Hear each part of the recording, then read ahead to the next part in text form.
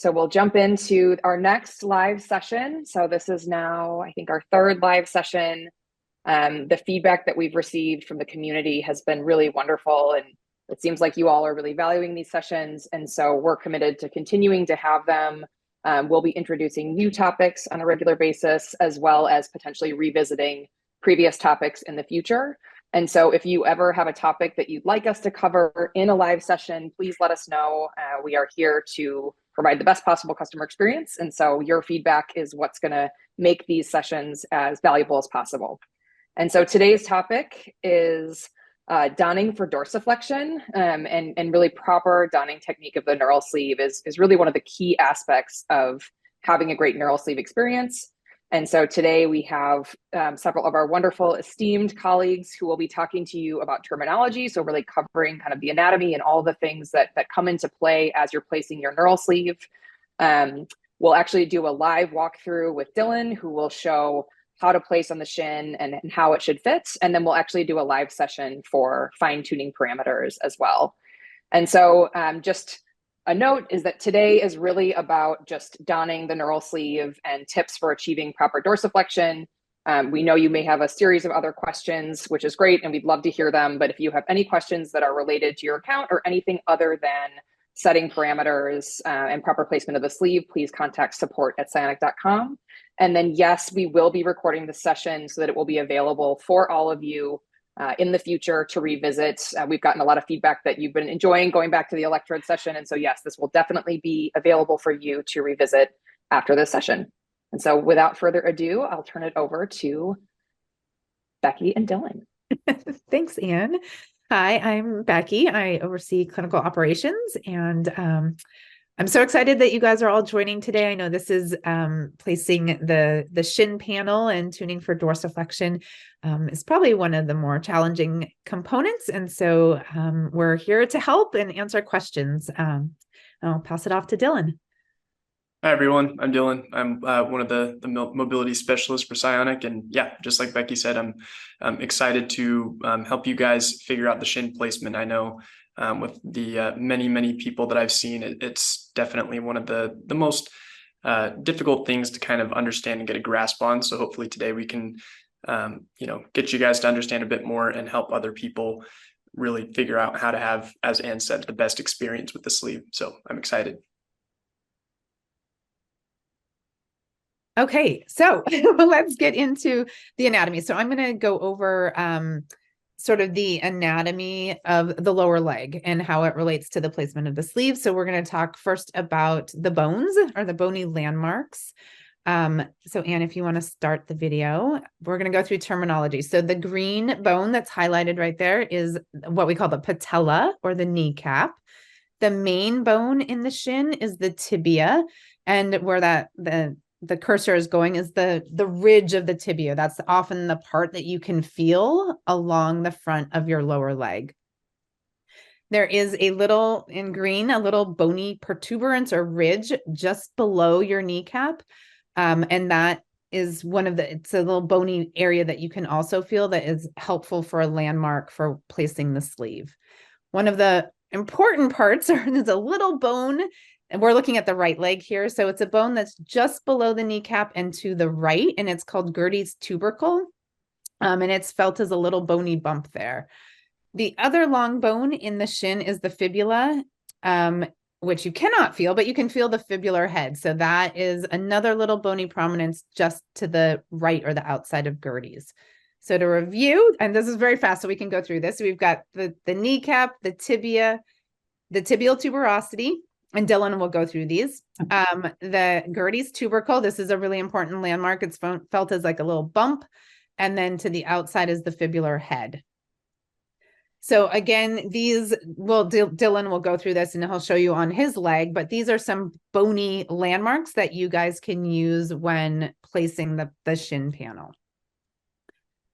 Okay, so we can jump to the muscles. So we're going to start with the peroneus longus muscle. It's going to be highlighted. It's a little hard to see. It's on the outside of the lower leg here. And it attaches to the fibular head. So that most lateral or outside bony landmark.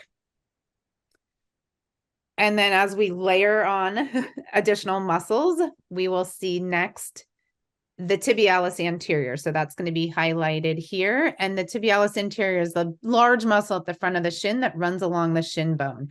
It attaches just below Gertie's tubercle. So you can see highlighted there, that's the IT band. That's where Gertie's tubercle attaches. And it's just to the outside of the tibial tuberosity. And then again, that tibialis anterior muscle attaches to the shin, or to the tibia, to the shin bone. And that is our primary dorsiflexor for lifting our feet. The other muscle in the front panel is the extensor digitorum longus. We don't often talk about this, but the electrodes overlap this muscle as well. And that also helps with dorsiflexion. So kind of looking from the side, we have, again, the peroneus longus on the most outside portion. We have the extensor digitorum longus sort of towards the in between, and then the tibialis anterior in the middle, or in the front of the lower leg. And then I'm going to talk about how these muscles result in motion. So dorsiflexion is the motion that brings the top of the foot towards the shin. And so that's the movement that really helps with keeping the toes lifted when you're walking.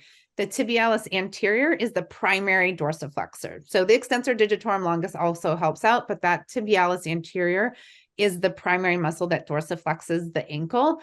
And that is, as Dylan will show, that is that column of electrodes that is closest to the shin bone to target that muscle. The next movement is inversion. So inversion is the movement of the sole of your foot towards the midline of your body. So it's sort of the turning in. So oftentimes individuals have some inversion in their ankle, and that tends to have the individual land on the outside of their foot when they're walking. The tibialis anterior muscle that also lifts the foot can also turn the foot in or invert the foot. And so when we're tuning for dorsiflexion, when we get sort of the toe lift, you may see a little bit of this inversion movement. And so we use the lateral column of electrodes to balance this out. So moving on to eversion. Eversion is the opposite of inversion. So eversion moves the sole of the foot towards the outside or away from the midline of the body. And the main muscle involved is that peroneus longus muscle to help evert the foot. So when we're tuning dorsiflexion and we see the foot come up and invert a little bit, we can target the peroneus longus muscle to evert or to make the ankle more neutral. So it doesn't need to pull all the way out. It just needs to come from an inverted position to a more neutral position. And lastly, the other movement at the ankle is plantar flexion. We do not want to see plantar flexion when we are tuning the front panel of the sleeve. Plantar flexion results in the foot or the toes pointing downwards. The peroneus longus muscle can assist in plantar flexion, and so we need to just be careful that when we're using the gel pads on the lateral side, that we're not creating the toes pointed downwards. And oftentimes, if we are seeing that the toes are pointing downwards, we may also be picking up a little bit of the calf muscle that's in the back that actually is the prime plantar flexor. And if we're seeing plantar flexion with the shin panel, it may mean that we need to move the entire panel a little bit closer to the shin bone or the tibia. So I know that is a lot of information on the anatomy. So just to recap, we have the tibialis anterior is the main dorsiflexor in the front of the leg. It attaches to the shin bone. It's right below Gertie's tubercle. So that attachment is right below Gertie's tubercle, to the outside of the tibial tuberosity and to the outside or lateral to the shin bone, but attaching along the length of that shin bone. We then have the extensor digitorum longus, which helps with the dorsiflexion, and the peroneus longus, which is hard to see until the foot gets rotated. And that is the muscle that everts the ankle, so helps to correct for any inversion that we may see. So again, I know that's a lot of anatomy in a very short period of time. So open to any questions that you guys have about the anatomy. And I highly recommend, as Dylan is going along also with the demo, that if possible, if you can use your hand to kind of run your fingers along the outside of your lower leg to find some of these bony landmarks that he'll be talking about. Is there any questions? I don't have my chat open. I apologize. Yeah, there haven't been any in the chat yet. We'll give everyone just a second if there are any questions that you all have about what Becky just shared. All right. Everybody remember, Becky was a teacher, so she is very good at answering questions. I was going to say, as we go along and Dylan talks about it in terms of on the body itself, we're happy to answer questions as we go along too. All right. And so the next section is actually going to be a live demonstration. So Dylan will walk us through what Becky just talked about and then show kind of how that relates to getting proper sleeve placement every time. So I will stop sharing and send it over to Dylan. Thank you. So got my neural sleeve here ready to go. I'm going to get my view just centered around my Psionic brand shorts and then make sure that everybody can see my leg. So first things first, we're going to talk about just like the easiest way to put the sleeve on. So that way, you don't have to worry about troubleshooting too many things. So this should be hopefully very helpful for everybody to get the most consistent placement. So I'm going to start just by unstrapping both of the panels of my sleeve. I have a little bit older of a model, so just know that this doesn't look exactly like the ones that you guys have. So with the sleeve placed in front, this is the thigh panel here where you can see the pocket for the control unit to go in is at. And then in the center, a lot of people seem to forget that this is here. In the very center of the sleeve, there is a little elastic band that you can actually slip your foot through. And this helps just keep the sleeve nice and secure to your leg as you move throughout the day. So the best thing to do is to start by slipping your foot through this little elastic band. So I'll do that now. And what we're looking for is to get the knee nice and central, basically between the two flaps, the upper and the lower flaps. And a lot of the sleeves have a little bit of a detail where you can see kind of an oval that helps you center it. And then if you look at it from the side, you can see that this elastic band is almost perfectly central to the back side of my leg. A lot of people will have it kind of down lower, or they might have it up higher. And if it's up too high or up down too low, that's going to, again, affect the performance of the sleeve because it's not in as optimal place as it could be. So again, we want to make sure it's as central as possible for the best result. So that looks pretty good to me. Then we're going to work on applying the quad electrodes. So we're going to make sure that these 6 panels are as central to the center of the thigh as we can. So now that I have everything centered up, I'm just going to lay those gel pads down. Once we do, we firmly press them down to make sure they've got a good, secure fit to the leg. Then we're going to peel off the hamstrings panel, and then we're just going to wrap it around. I usually just do a slight pull, wrap around, and then we can get a good, secure fit with the Velcro. And this is actually a tip that I share with people often. So when you're securing the Velcro, it can help in terms of keeping it on nice and tightly. Once you place that Velcro down, to just give it a good rub back and forth, and that just ensures that the hard Velcro hooks latch onto the soft Velcro on the gray portion of the sleeve. One other thing to highlight, and this is another frequently asked question, it is okay to have just excess gray material showing. So that gray panel is just all of the space, all of the real estate that you have available to you. So you don't have to cover all of it, but if you do, that's great. You just don't have to. So now that that's secure, Before we place the shin panel down, I'm actually going to do a little drawing demonstration for you. So we're gonna draw on my leg for you guys. So we're talking about the landmarks that Becky was referring to. So when we're looking at my leg right here, this is my patella. So my patella sits right here. And then below that, this is the tibial tuberosity that she was referring to. Now, for you guys, when you're at home and you're trying to figure out where is the correct place to put the gel pads, again, the most important thing that we want to find is the ridge of your tibia, which is basically just the outside edge of your shin bone. And interestingly enough, the way the lighting is in the house right now is actually highlighting that quite nicely. So you can see where the light on my leg is and where the shadow on my leg is highlighting very nicely where my shin is at. So depending on which hand is the most effective for you, we can look at palpating that area to specifically find the lateral edge of your shin bone.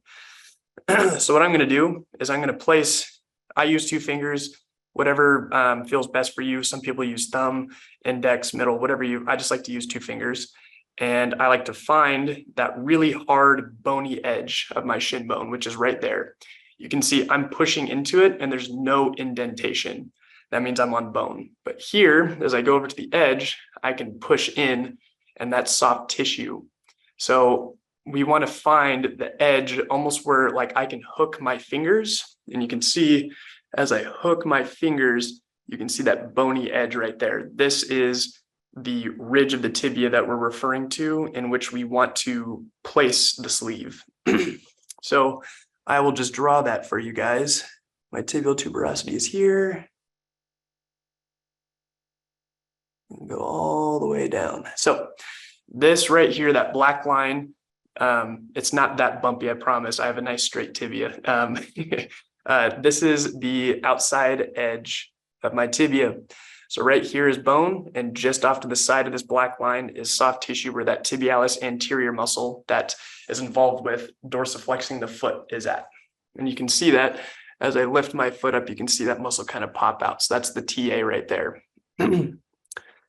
Now, Gertie's tubercle. So that's the other bony landmark that Becky was referring to. And so if I have my tibial tuberosity here, I can just move to the outside and I can find it right here. So I'll just put a little baby circle there so you can see that. And then I like to refer to this as the golden corner. So you can find that there's a bony edge right here, right where my tibia is at. We're going to make one little mark there just to mark a wall, if you will. And then right below Gertie's tubercle, this would be a vertical wall and this would be a horizontal wall. And this gives us a little corner to work with. So right above this black line is bone. And then right just to the side of this black line is bone. But everything on the other side, this is all soft tissue in here. That's the TA that we're trying to stimulate, the tibialis anterior muscle. So if we're looking at placing those the gel pads down, these guys right here, I'm just going to kind of draw where we ideally want these to go. So I'll put that cover back on. So in the golden corner, if you will, we would want that first electrode, the top inside, closest to the white dotted line that you'll see on your sleeve. This is where we want that very top inside electrode to go. And then on the inside of all of your sleeves, there's going to be a white dashed line. And your best practice is just to try your best to keep, once you've placed that top gel pad down, trying to place that white dotted line along the edge of your shin bone. And so if you do it correctly, you should see that you just get a nice, flush, straight column of gel pads that run right along your TA.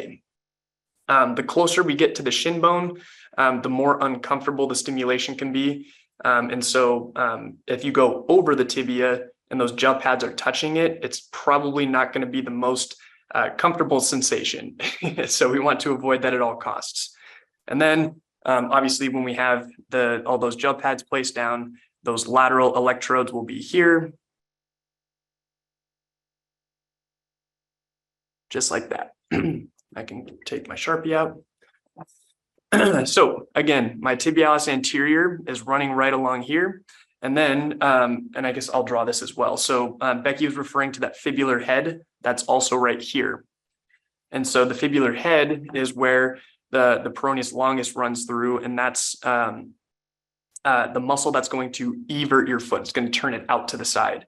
And so you can see that those gel pads kind of would run right along that muscle there. So this is kind of the most ideal placement we can get in terms of laying these shin gel pads down. So I'll apply that now. Dylan, before you do that, actually, while we can still see the visual, there was a comment. Yeah, there was just one comment, I think, related to the drawing that says the line looks like it's drawn just off the tibia. Can you talk about kind of how you drew that line? Yeah, it's so, sorry for the dogs barking. I apologize. Hold on, give me one sec. All right, so yes, so the shadow that you're seeing, this is my tibia, but the ridge of my tibia is more where this black line is. So you can feel all my tibia is all right here. This whole area right here is tibia, but the actual ridge is right there. So right where the edge of that black line is right where the very edge of my tibia is. That separates the tibial bone from the soft tissue of my TA. So that's the placement, if that makes sense. Is that kind of answering the question? I believe so. And then one other before you show, and actually I think you can kind of address this. You can address this in the next section or kind of as you're putting the sleeve on, but just suggestions for consistent placement of the top two shin electrodes every time other than using a marker. My biggest needs are for dorsiflexion and eversion help. Sleeve placement can be a little different day to day, giving different levels of stimulation to promote dorsiflexion and eversion. So if you don't mind, just kind of as you're applying the neural sleeve, kind of talk about getting that consistent placement day after day. Okay. Yeah. And this is again something that I work with people regularly in the onboardings and with follow-ups. The best way to get consistent placement and not have, obviously nobody really wants to have to mark their leg up, even though this would be a cool tattoo. The best thing that you can do is, again, finding those bony landmarks. So if you have the ability to use your fingers to find those bony landmarks, once you are able to find that edge of your tibia, then you can work your way up and find just below the tibial tuberosity. Once you move up high enough, you're going to run into your tibial tuberosity, and you want to just go below that and find the edge. From there, you're just going to find the bone off to the side. So if you move maybe about a half an inch to a full inch off, there's going to be some soft tissue there. And then if you move your finger up above, you're eventually going to run into that bony landmark, which is Gerdy's tubercle. So when you find both of these things, you can make your theoretical walls, if you will.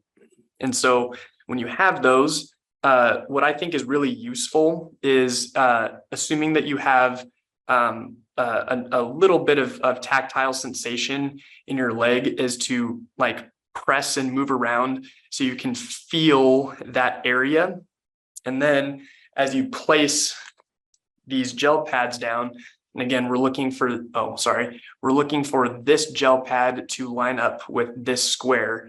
If I can press in that and just get an idea of what that feels like to feel the pressure there, I can more accurately get that gel pad in that area. And so you can see that I'm just laying it right over that square. And I can feel the pressure that I had left over. I can feel the gel pad move over that pressure point. And that makes me know that I've placed it in the right spot. And then you can see with the white dashed lines. This is all I'm referring to. We just need that vertical alignment down. And so you can see the edge of these gel pads as I place them down are just going to be they're going to be directly beneath that top electrode right next to the shin bone, but not touching it. And so I'll just demonstrate that now. We're going to get that gel pad down in the right spot. And then as I place these down, they're all going to be in a nice vertical alignment just below that initial top medial electrode. Something that I also talk to people about, again, if you have the necessary tactile sensation, is you can actually see the gel pads. Again, I apologize for the dogs. You can see the gel pads through the neural sleeve. And so I can find the edge of that gel pad right here. And as I apply pressure, I can feel a little bit of separation between my shin bone and that edge of the gel pad. I can move up to the next one. My shin bone is here. The edge of the gel pad is here. And so we have a little bit of separation between my shin bone and the gel pad. And it's the same thing right up here, edge of this gel pad, edge of my shin bone. And as long as you have that little bit of space between, you know that you should be over your tibialis anterior, but you're not on the shin bone. Dylan, oh, yeah. Go ahead. I was going to say, with your left leg, can you demonstrate dorsiflexion and just show everyone where, using your left leg, where the tibialis anterior pops out? So for those of you who have some active toe and ankle movement, you could also lift your toes and you should feel, and Dylan, can you just point to the muscle with your left hand? Yeah, you should feel that muscle sort of pop out a little bit into your fingertips. So as I press here, this is nice and relaxed. And as I lift my foot up, it pops my finger out and it actually caused me to kind of roll.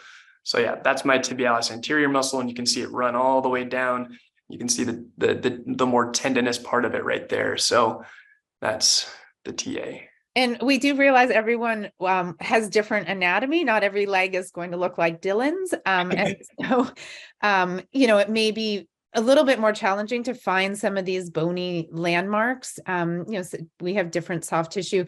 Additionally, not everyone has a tibia that runs just straight down the leg. Sometimes it runs a little bit more inward. So I always recommend, if you can sort of start to feel around for your own anatomy and get a good sense of where those bony prominences are and where the soft tissue is, that will help with this alignment as well.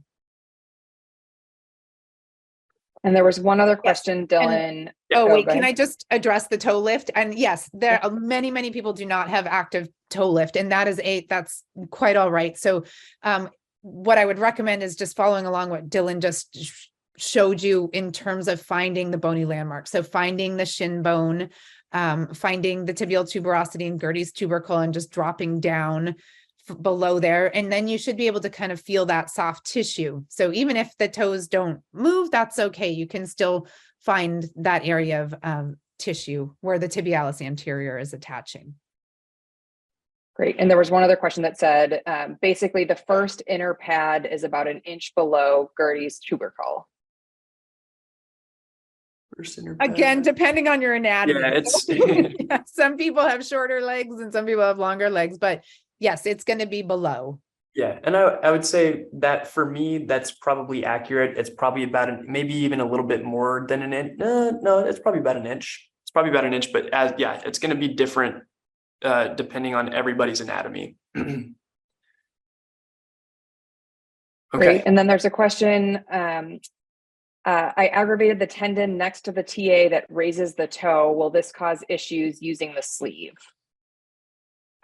So it won't cause issues using the sleeve. It depends on if this is a tendinitis. It may be uncomfortable if that muscle is is sensitive to movement. That's something that I'm happy to speak to this individual, or we can address with the mobility specialist. There's a question about the plate and screws holding the tibia together. I also have that, or it was removed, but there's no issue with using the sleeve. The only issue is if you did have what we call an ORIF, open reduction internal fixation, where they fixate the bone. If there is limited movement in the joint, the sleeve will only be able to really impact that movement within that range of motion that you have. But it shouldn't, the hardware itself shouldn't be problematic. So I'm seeing all these questions in the chat. How do people who are not as tall apply the sleeve? Is it okay to have extra material at the knee? Yes. So sometimes for those who have a shorter leg, there may be a little bit of bunching of the material at the knee such that the front panel is aligned properly, and then the quadricep is also overlaying the bulk of your muscle, your quad muscle on the front of your thigh.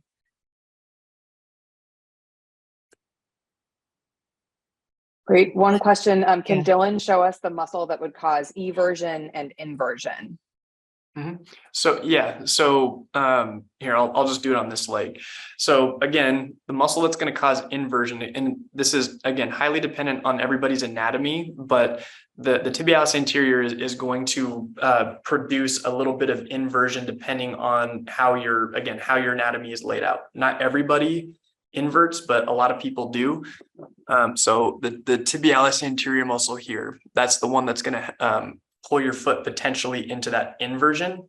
And then eversion was what Becky was referring to earlier with the fibular head, and then the peroneals that are over here. And so this muscle just along the outside where that bony prominence is here is going to be the one that is involved with turning your foot out like that. And I guess Becky, if you had anything you wanted to add to that. No, that's great. There's a question about if the electrode placement is too sensitive, shifting 1 millimeter could cause inversion or eversion. So the question is about cutting the electrodes, but I want to talk about that first. So if, Dylan has muscle bulk on his leg, there are a lot of us who don't have as much muscle bulk. And so that tibialis anterior and peroneus longus muscles travel right next to each other, as you saw on the video. And so if those gel pads overlap the tibialis anterior and the peroneus longus, then you can get those competing motions. So we don't recommend cutting the gel pads. However, we do recommend that you could move those gel pads closer together. So you can see the separation between the gel pads there. If you move those gel pads a little bit closer together, you should be able to target those two muscles a little bit better as well. Yeah, here, and I can show that real quick. So essentially what you would want to do, so you guys can see that there is, probably that 1/2 inch of space between the gel pads. Now, and again, these things are very sticky, but if you can do it yourself, or if you can get somebody to help you, you can peel them off.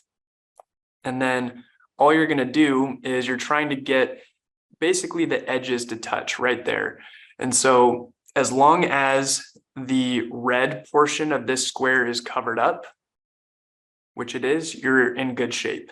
And so this will help you manage, again, those as the person said in the question, that millimeter adjustment, making the biggest difference. So if these guys are right next to each other, it leaves a lot less room for error if you have usually a thinner leg where your muscles are really, really close together. So that's the best way. And you would just shift all of these over, so that way they're just edge to edge. I would just keep a tiny little bit of space in between them. Okay. We can as long as you're covering the red. Yeah. You just want to make sure that the red square is covered. Yep. Yeah. You do not want your gel pads to overlap each other. Yeah. There's a question about the lower calf electrodes wrap onto the Velcro. So yeah, I was going to show that. Yeah, I was going to say that all of the gel pads need to be onto the skin, adhered to the skin, and not the material. So Here, I'll demonstrate that real quick.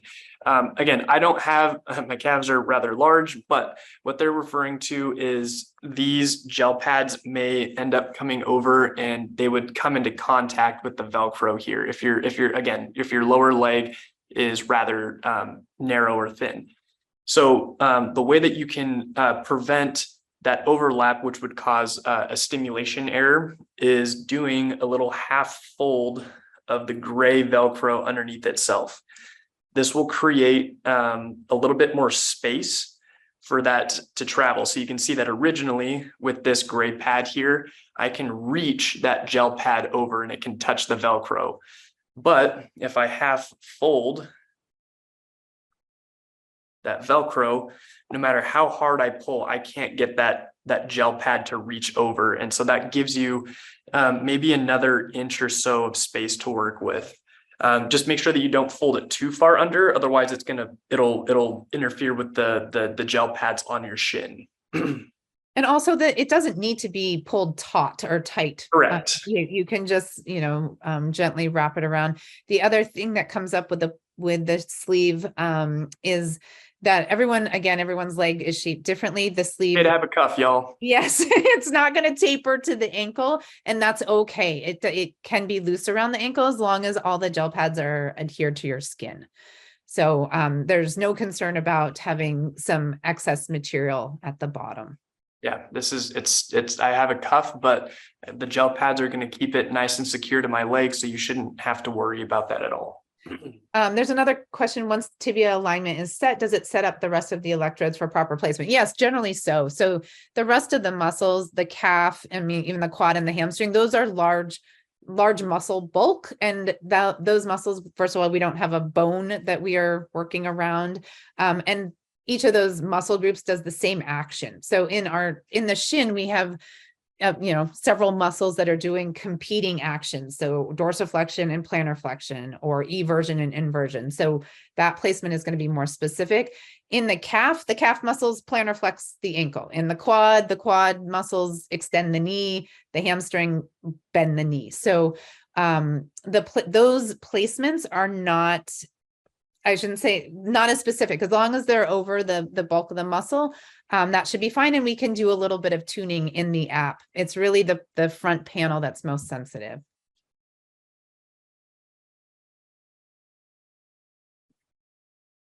And were there other questions? I'm trying to. There are. How is, I only use one column of electrodes for stimulation. Would shifting the second column closer still help?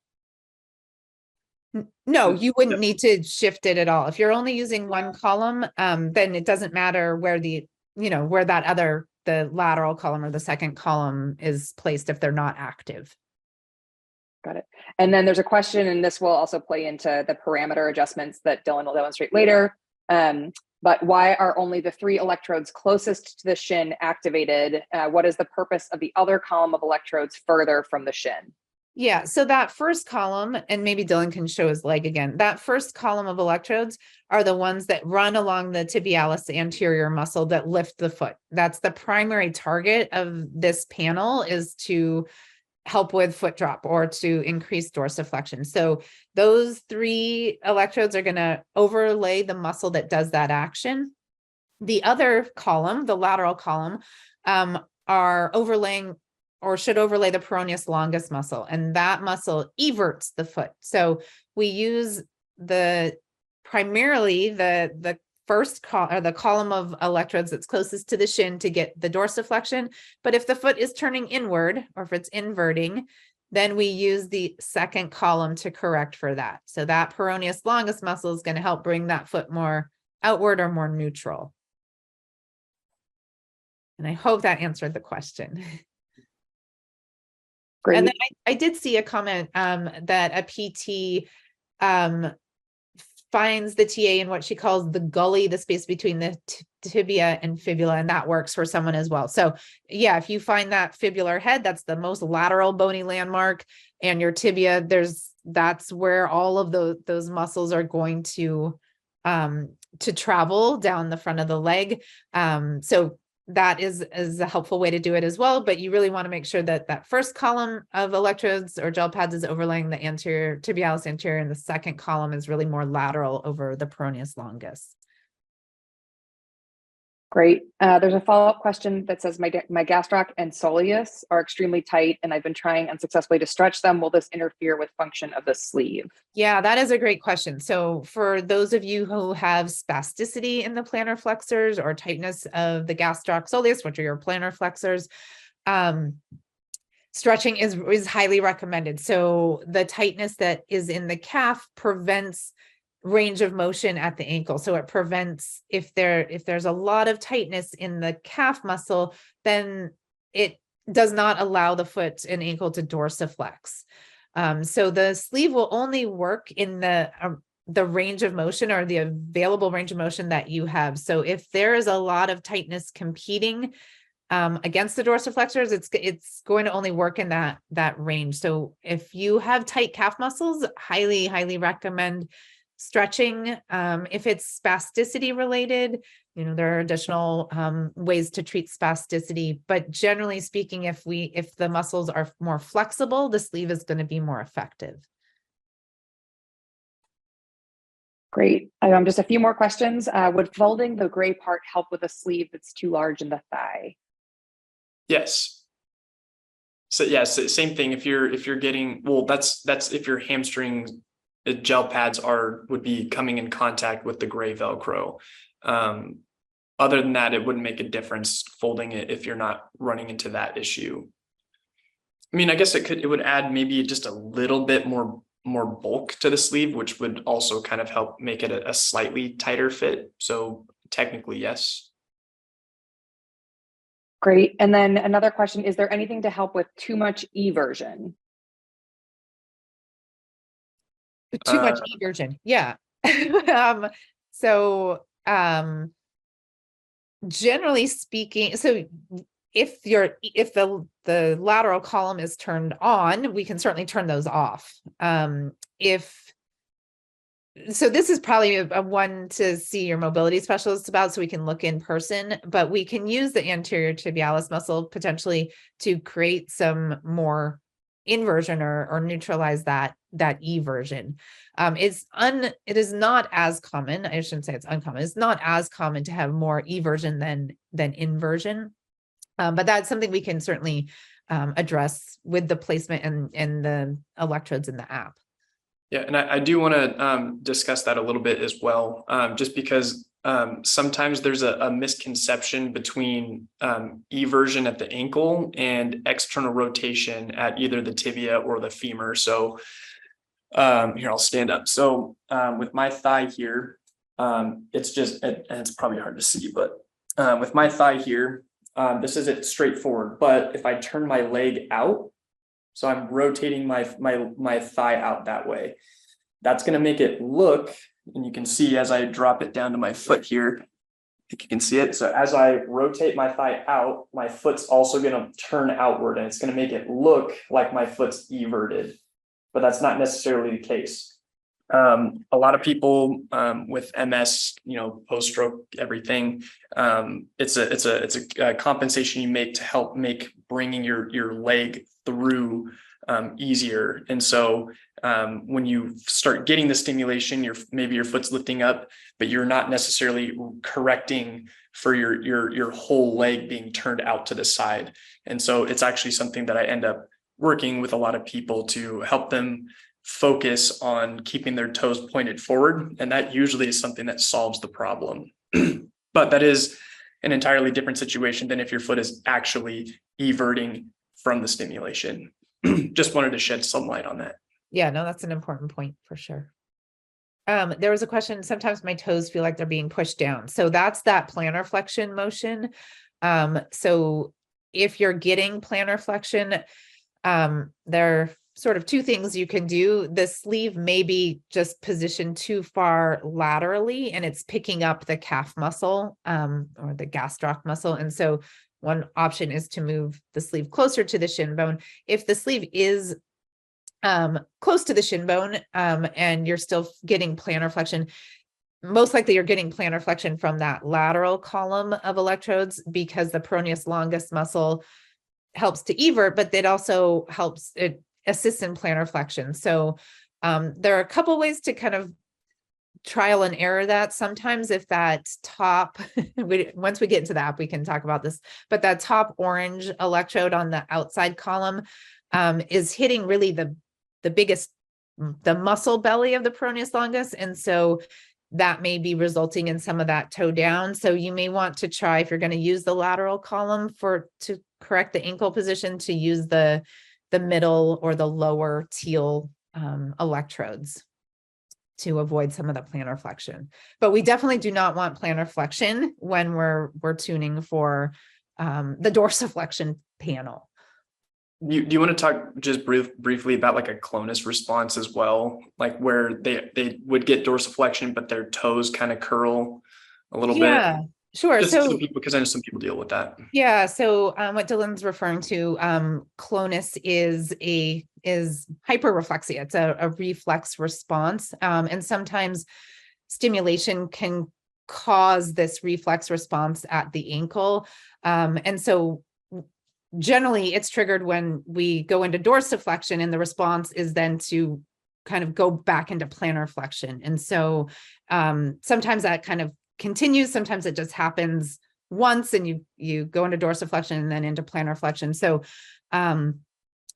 we have different ways. Oftentimes adjusting the frequency of the stimulation can reduce that sort of clonic response, such that when we do try to get plantar or dorsiflexion, it doesn't go into plantar flexion. So that may be something that may be occurring as well that we can work with you on. Great. Just a few more quick questions. One is, should gel pads ever go over the shin bone?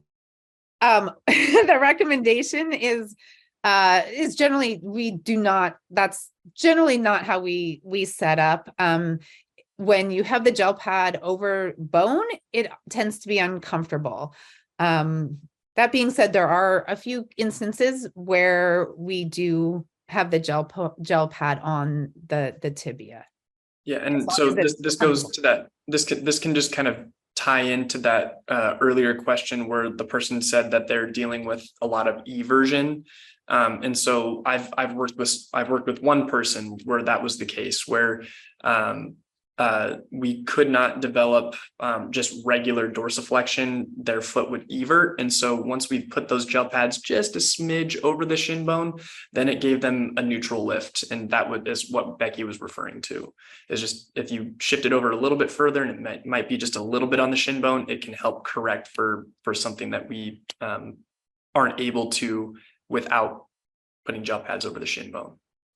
There's another question about feeling stimulation on the foot. I see this in sometimes in customers who don't have whose lower leg is not as long as other people, and sometimes removing or turning off the lower electrode that is then kind of overlaying the tendon rather than the muscle belly can help to reduce any sensation that's going down to the foot. That being said, if you get a sensation in your foot, it's not necessarily a bad thing, but some people think it's uncomfortable. So that is true. Feel it in your foot and it's fine. It's all good. all of the muscles that we're targeting go down into the foot. And so there may be a sensory component that goes down into the foot. Great. And one person offers a pointer. If they're not getting a strong reaction, they remove the electrodes and place them a bit further away from the shin. And it sounds like that technique has helped them out.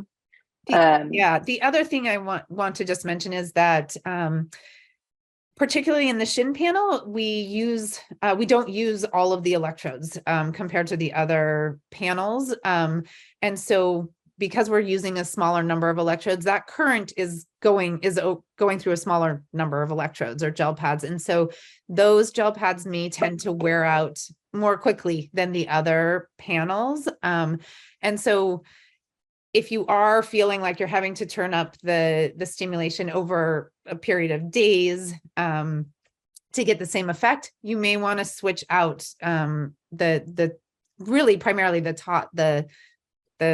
top two inner electrodes, or the ones that are closest to the tibia, and see if that changes the effectiveness. Great. And then if electrode placement is too sensitive to shifting even 1 millimeter and I only use one column of electrodes, is there any other way to help with getting dorsiflexion easier? That is placement. I think that question is placement. So the placement is, yeah, for some people very specific, and there are some tips and tricks, and I think some people have put some things in here about, maybe putting a little mark on your leg. We had one woman who bought a temporary tattoo pen in the beginning, just to outline where the gel pads were aligning on her leg once she got a placement that was really effective for her. So I think it's finding that sweet spot, and whatever kind of techniques that work for you, taking a picture of where the light gray Velcro kind of aligns on your leg, feeling for those bony landmarks, and feeling, it's about 2 finger widths below, my Gertie's tubercle or something like that. And then, it's practice makes perfect. Unfortunately, there are some of you individuals who are so specific, like you said, moving just a fraction makes a huge difference. Again, you could try moving the gel pads closer together, and that may help with some of that tuning, although you're only using one column, so that wouldn't matter. Yeah. Dylan, any other advice on practicing with that placement? Oh, I think you're muted. Yes, you're right. Sorry. I was just agreeing with you. It's the practice makes perfect thing. And that goes for not even just shin placement, but really anything you do with the sleeve in terms of navigating the app and making changes to your gait. Everything has to come with practice. It's a lot of people think that the sleeve will miraculously do everything immediately right out the gate. And practice needs to be put in place, and doing it diligently and effectively. And those are the things that are going to help you be the most successful. So as Becky said, routinely finding that sweet spot, and then making note of where it's at any way you can. And then just doing your best daily to consistently find that spot. And it might be frustrating at first, which is unfortunate, but if you pay enough attention to it and you practice enough, it'll eventually become something that you can do just like that. And we're always here to help. So if it is becoming frustrating, or there's questions, happy to jump in a tech portal session and work with you guys. So it is a process. Great. And then there's one question. If I have to turn up the intensity of the shin electrodes, is that an indication that the shin electrode placement is off? It could be, or it could be that the gel pads need replacing, or it could be that the muscle is fatigued.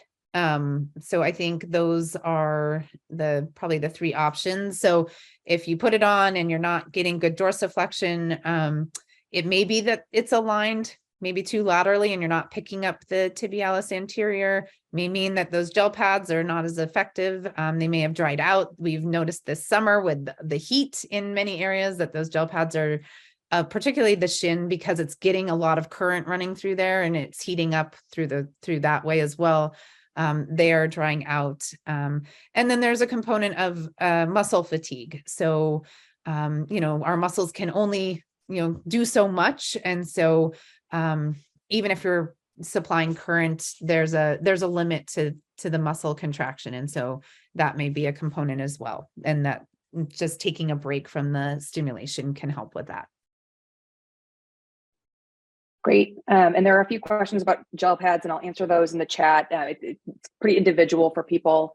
Let's see, one other question, and then maybe we can transition to the app parameters, because we know there will be a lot more questions there as well, which is just, does it matter how close to the knee the quad electrodes are? If I position them away from the knee, the sleeve reaches up too high on their leg. No, so you do not need to, as long as you're not on the kneecap or, the bone there, You can place the sleeve, as low as you want. You also do not need to turn on those two lower electrodes if you're feeling like the sensation's going into the kneecap. But as long as you're not on the bone there, it does not need to be pulled all the way up. And there can be some bunching at the knee, the material of the knee as well.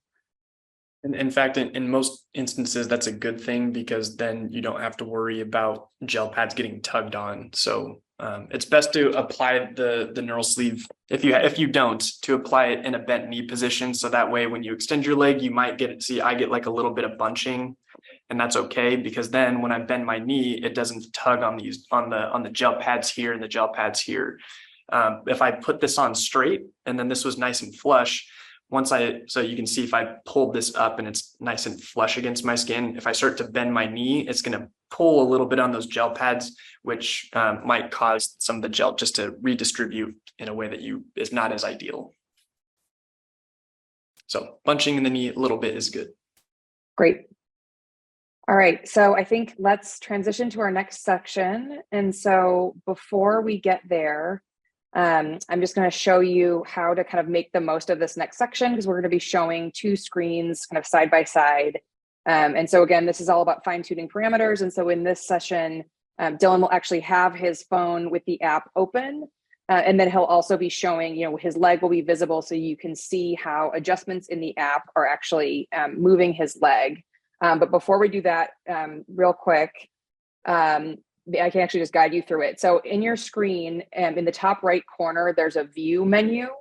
And if you click on view in the top right again of your Zoom window, there's a section called side-by-side speaker.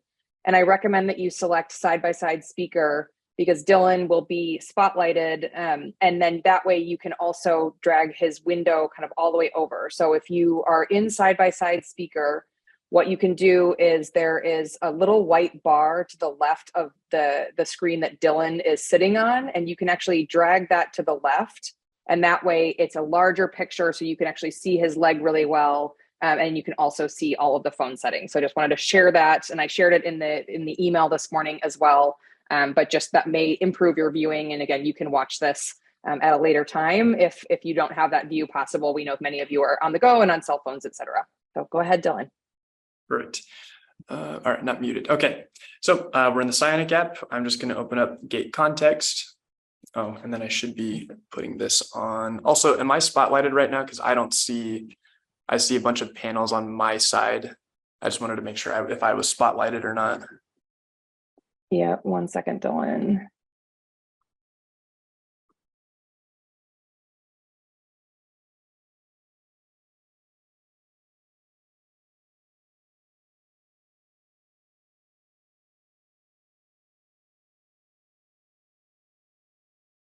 Let's see. So I think you should be. If I am, that's great. I just wanted to make sure.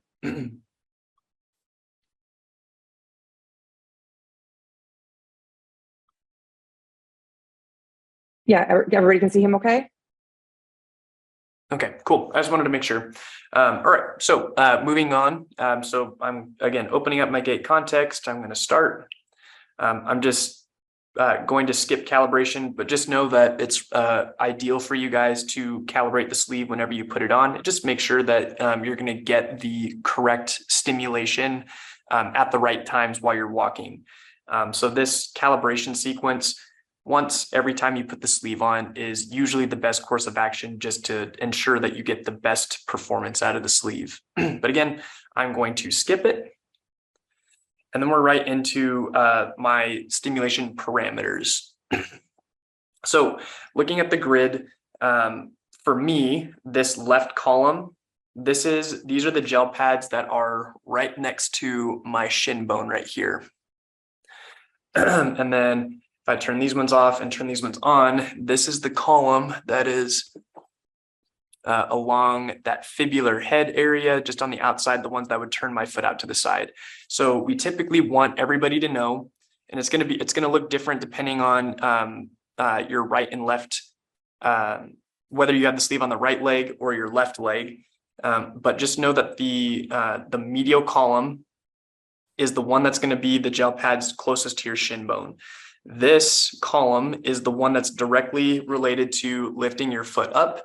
And again, in some instances, lifting up, but curling in for some inversion.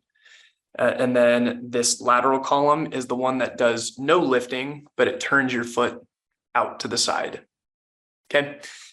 So for me, and it might be different depending on your mobility specialist, but most of the time we're going to start with this medial column. I select all 3 panels. And then the app, as hopefully you guys all know, 10 milliamps at a time.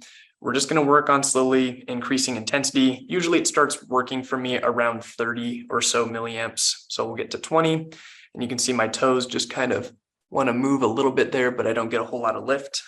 And I'll extend my leg out. Hopefully so you guys can see it. There we go. Nope, that's showing my laptop. So we'll just stay here. Right there. So as I get to 30, you're going to see as I hit the stimulation button, I might start to get a little bit of inversion. And so I'm going to tap the lightning bolt here.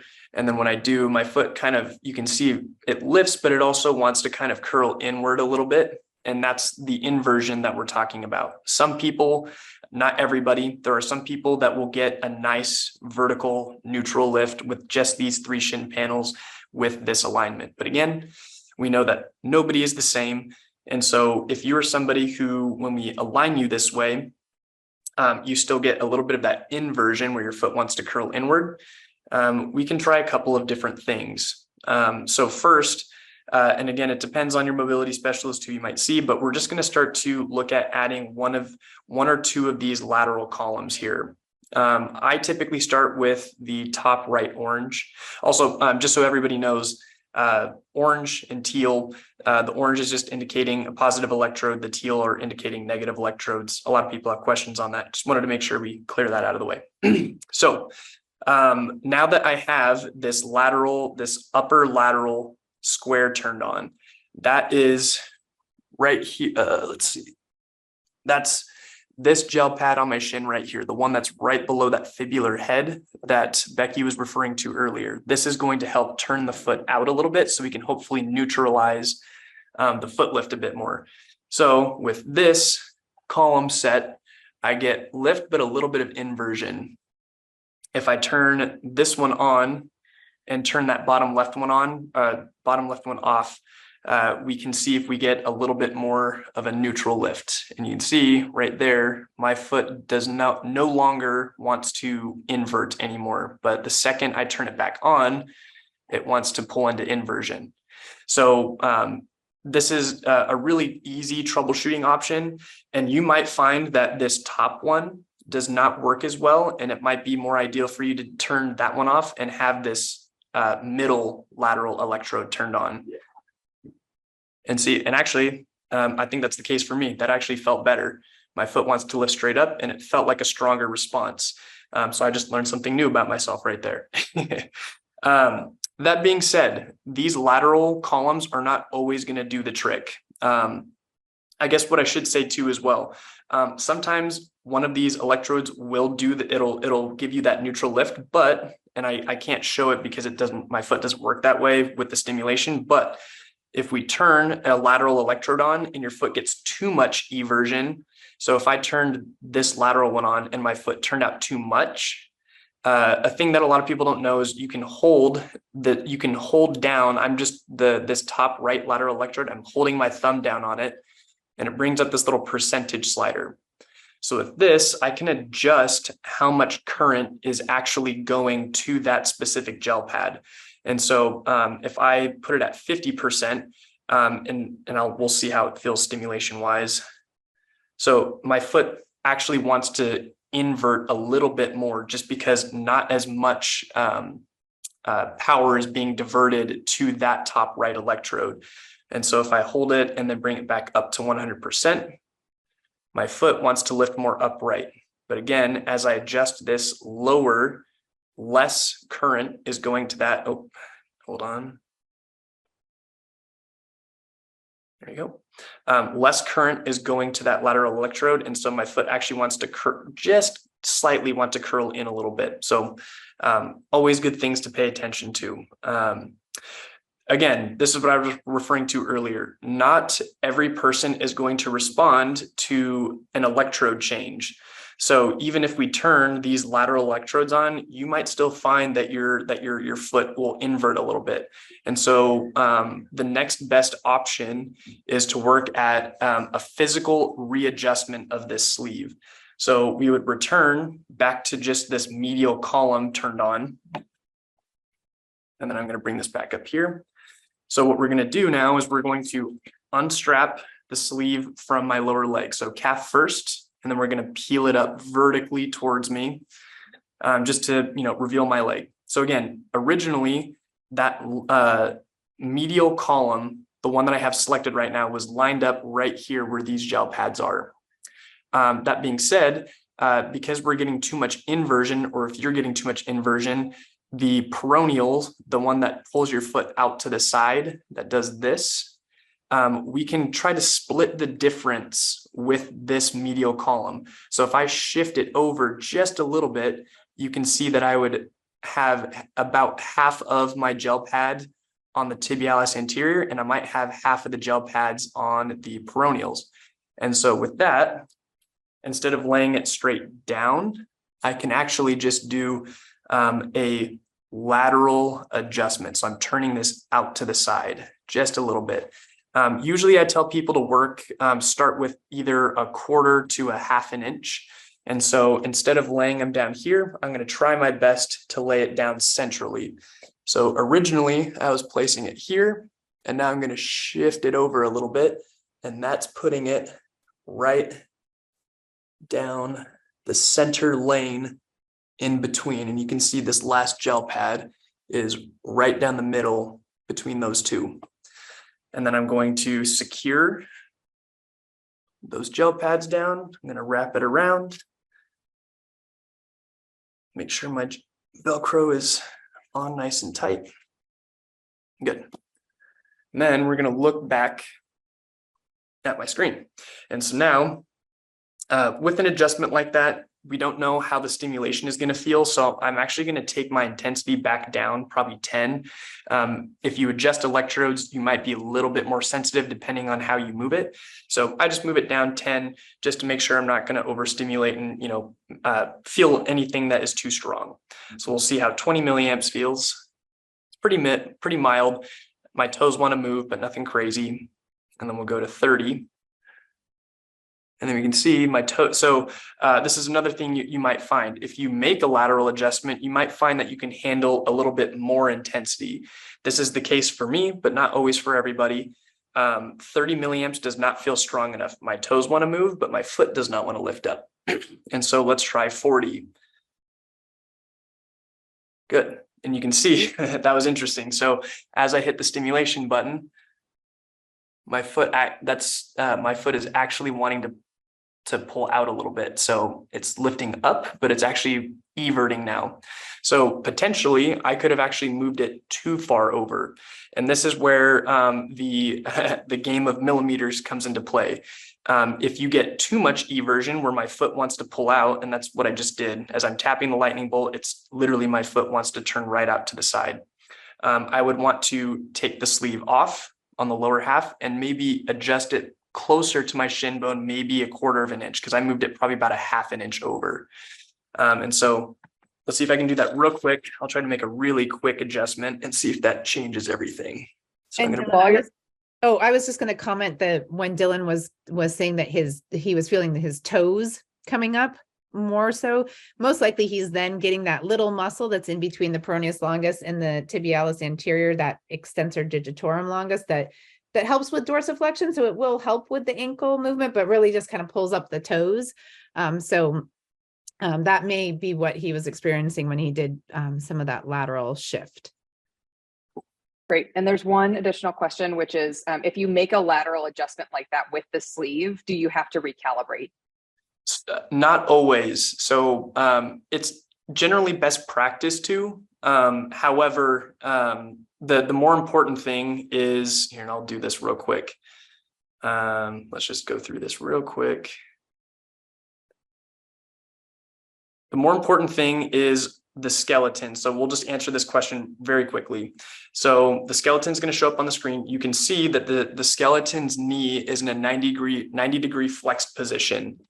My leg is also in a 90 degree flex position. And you can see as I move my leg, the skeleton's leg is doing what I'm doing. And so that's the more important factor for calibration. If my leg moves and the skeleton's leg does the same action, that means it's calibrated correctly and you should not have to readjust. That being said, you might find in a situation where my knee is bent, you might see that the skeleton's leg is straight out even if my knee was bent. That would be an indication of you wanting to recalibrate the sleeve. And all you would do for that is pause, stop. I'm going to save my settings real quick. And you just reconfigure. And then it would prompt me to calibrate. I stand up.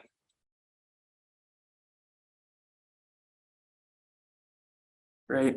I sit down with my leg extended. And then we should be good to go. And again, I went through that really quickly.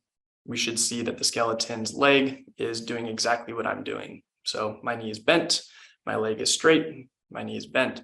That's the most important thing to consider in terms of recalibration.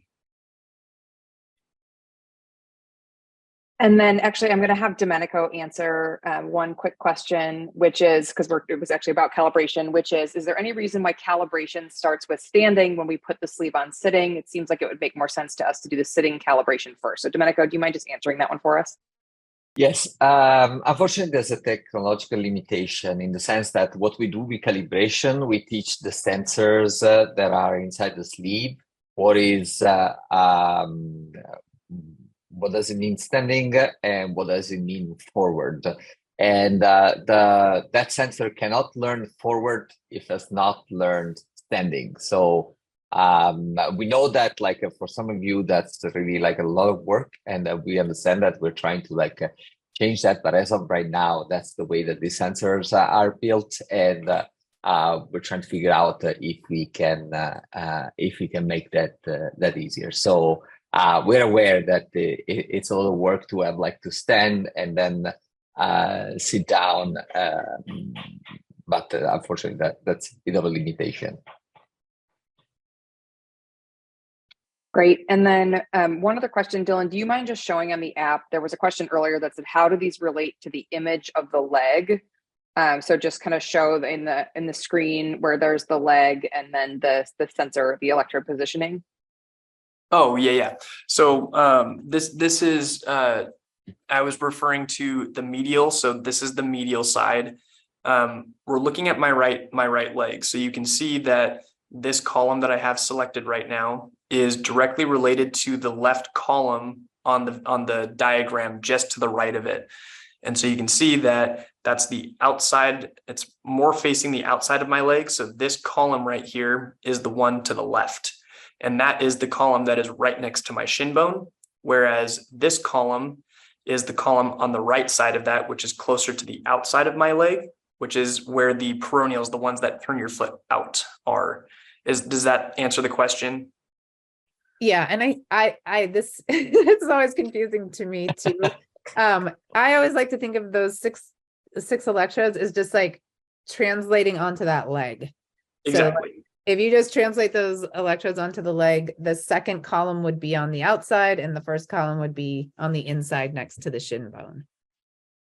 Yes, and just to be clear, the image that you see in the app is like if you were looking in a mirror. So that's why they look like opposite to what you are. This might make a little bit more sense. So as I'm looking at the app right now, it might be mirrored for you guys, but this is on the left side of my phone. And so these gel pads are the ones on the left side. So when you're looking at the app, it's basically telling you exactly that these left electrodes that I have turned on are these left panels on my shin. These right side electrodes that I don't have turned on, or that I will turn on, the ones that I just turned on are these ones out here. And so I'm looking at it and they're a direct reflection of each other. That's the outside, this is the inside.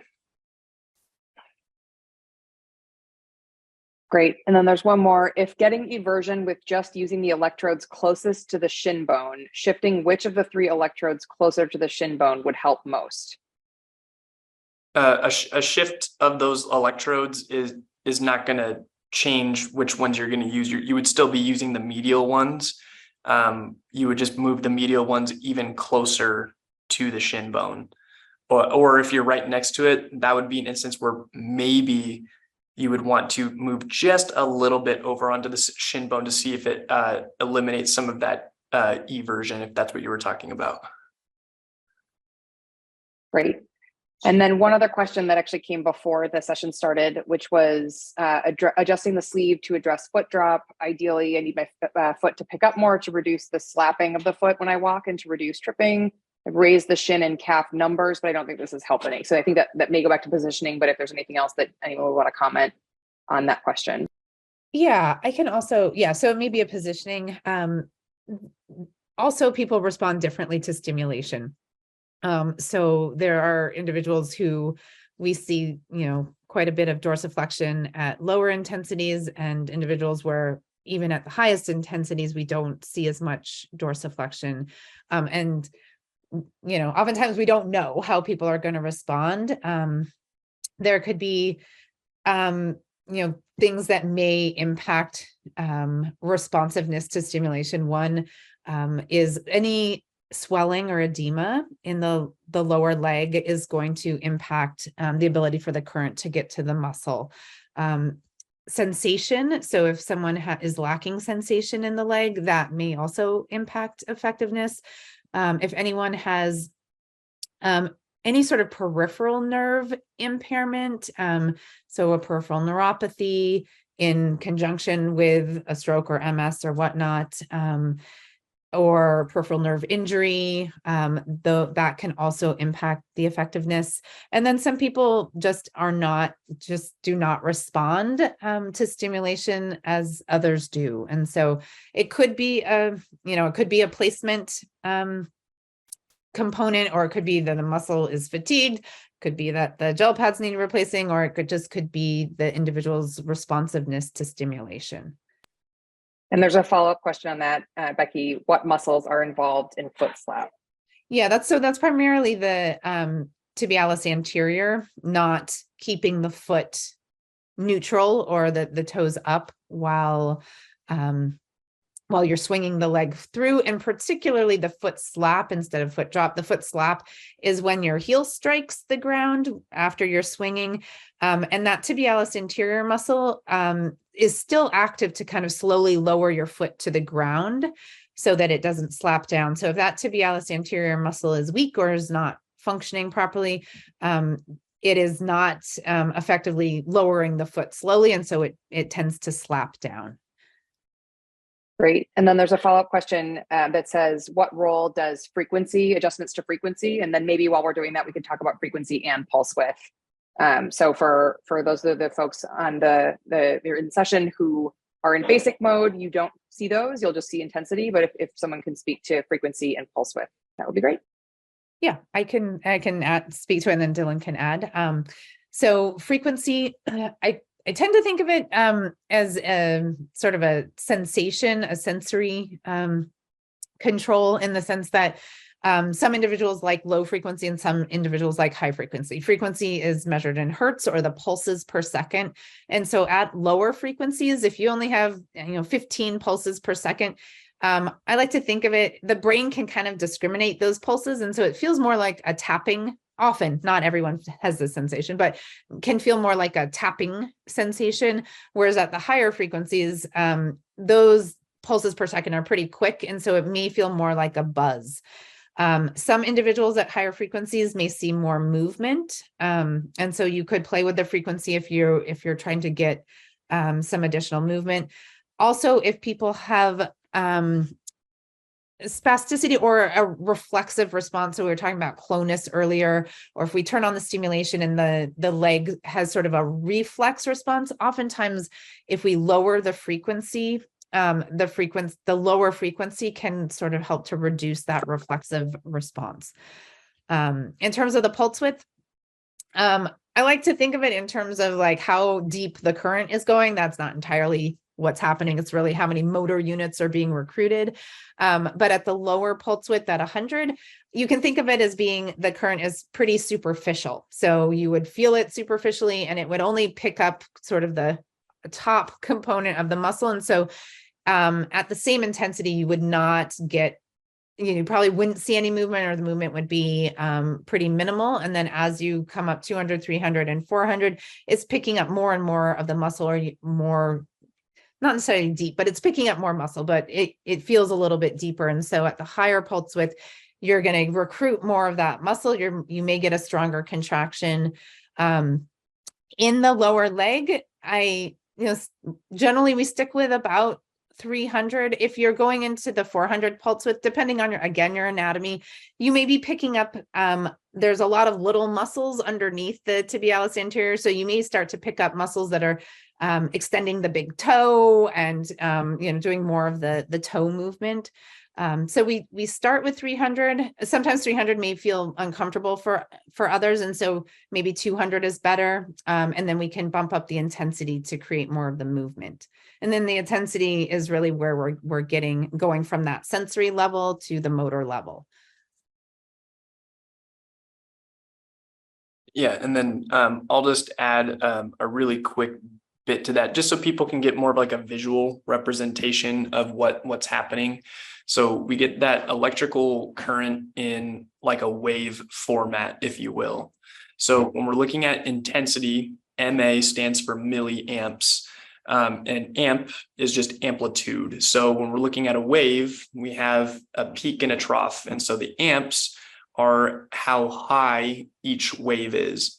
And so we can think that a low milliamps like 10 is going to be these little tiny peaks. Obviously, you're not going to get a lot of contractile potential out of little tiny peaks. So as we increase the intensity, that wave will get higher.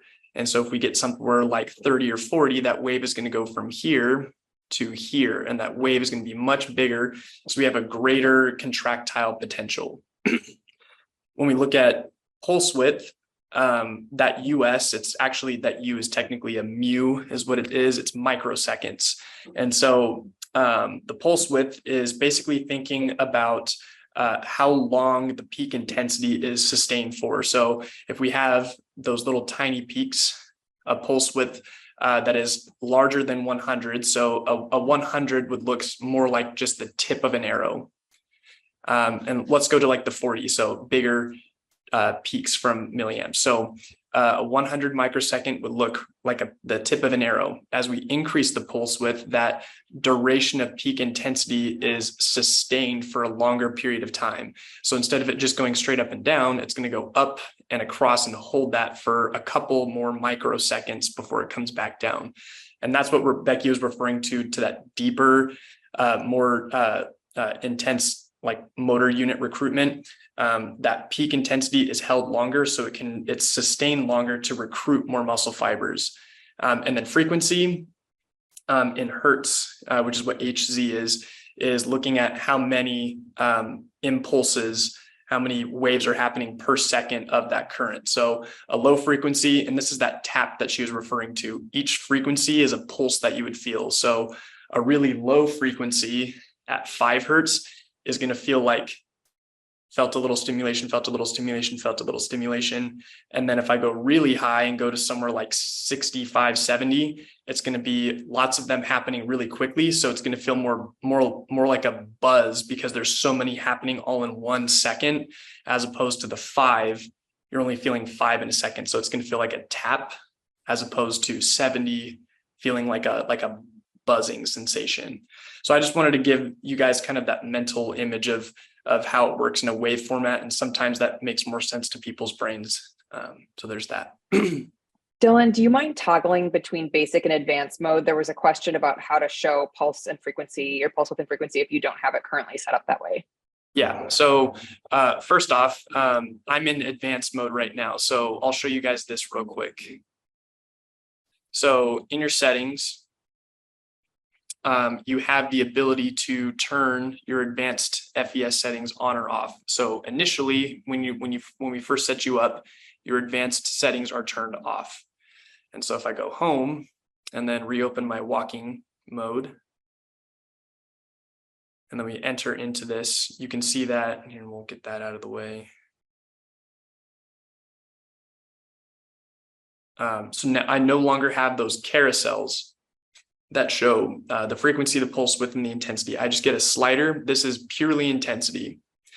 And so you can see I don't have any option down below to switch from basic to advanced because my advanced is not turned on. So for people, generally, if we put advanced FES settings on, it can confuse people a lot. So we don't usually use it initially in onboarding, but typically in follow-ups where we can get a little bit more time to explain to you, kind of like how we did in this video, because it can take some time to really explain what the advanced settings are.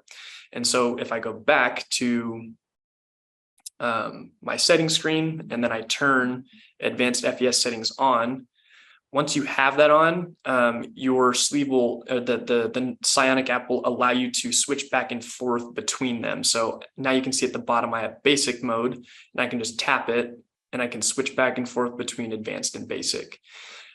So most people find that it's just a bit easier to adjust intensity, and that's all they need. But if you need a little bit more fine-tune adjustment for comfortability, or if you need just like a little bit more of an edge to get a little bit better of a contraction, that's where we would come in to adjust the frequency or the pulse width. Thanks, Dylan. And there is a question or just a comment to make pulse width increments of 50 rather than 100 in the future. Domenico, I don't know if from a product perspective, that's something that's possible, but we always appreciate the feedback. I don't know if there's a reason for the increments of 100 for pulse width specifically.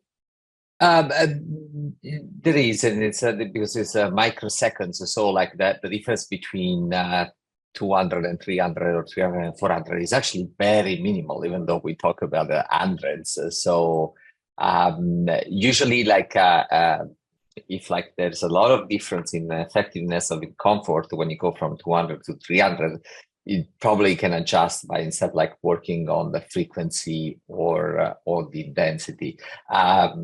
It would be like an increase of 50 would be almost negligible. So if there is, like in some cases, I see from the question, that like 200 is not effective, but 300 is uncomfortable. It's probably more like something that can be adjusted with frequency and intensity. Great, thank you. All right, I think that we have answered all of the questions. If anyone else has any final questions, I know we are now approaching 90 minutes. So thank you to so many of you for joining and for being so engaged and asking all your questions. Let's see, there's a comment. Thank you. Can I use basic for exercises? We just got that question. Can I use basic mode for exercises? Absolutely. Yep. You can use basic or advanced. They're no different. There's no carryover. So in your walking mode, all of your parameters are set in your walking mode. You have to individually set your parameters for each exercise. But yes, you can use basic or advanced, whatever feels the best for you. So if you need a little bit more fine-tuned tweaking to your settings, you can use the advanced settings for walking or for exercise. But if you just need to adjust intensity, you can keep it in basic for either walking or for exercise.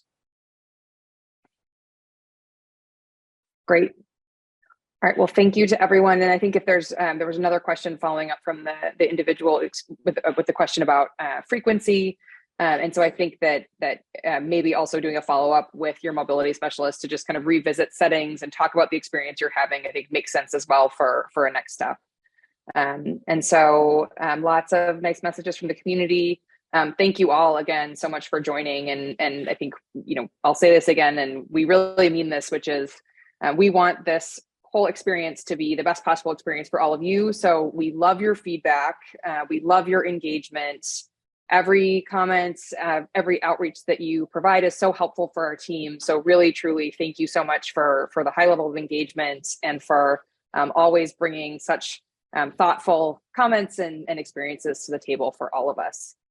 Any final questions or comments from our team? Just Okay. thank you guys for joining.